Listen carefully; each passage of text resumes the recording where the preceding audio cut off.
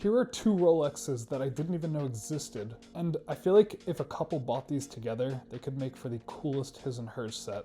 We're looking at a pair of Rolex Cellinis manufactured in approximately the late 70s, and they feature these interesting case shapes, but when you take a closer look, yes, you can see that the dial is two-tone from top to bottom, but it extends into the case. So when you take a close look at the case, one half of it is yellow gold, the other half is white gold. The men's version features this half silver and half gold dial, and this ladies' version features a light blue and a darker blue. And if you try to do a little research on these watches, you type in the reference numbers on Google, this one being 4107, this one being 4106, you'll find very few examples ever posted on the internet. So the men's version even comes with its original box and papers, and I've actually never seen this style box before, so let's take a look at this thing. Box has written on it, Benvenuto Cellini.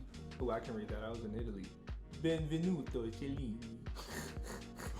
I don't know if that goes in.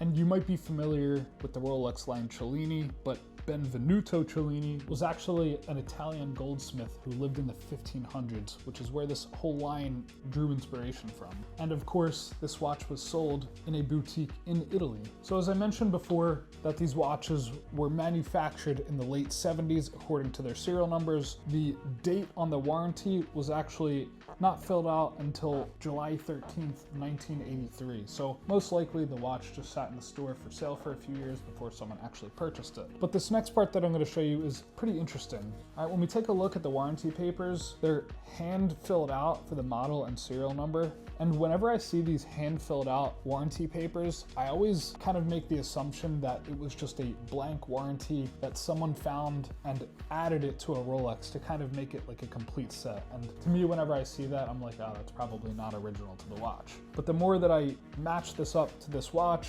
I'm 99.99% that it is original to the watch. And I'll show you why I think that. All right, so on the warranty papers, we have the boutique that it was sold in, Monetti in Napoli, and of course that date that I had mentioned. And then it comes with this, probably some sort of store identification, but when you flip it open, it has some of these Rolex words printed on here with the matching date, but there's no serial number. So then again, you're thinking like, oh, could that have been added to the watch in an elaborate attempt to make this a complete set? So further investigating this, when we flip this watch over, it still has the original case back sticker, which is cool because it kind of tells me that this is an unpolished and very pristine original example. But the interesting thing is the case back sticker is laid on top of the serial number, but we can still make out the last two digits of the serial number.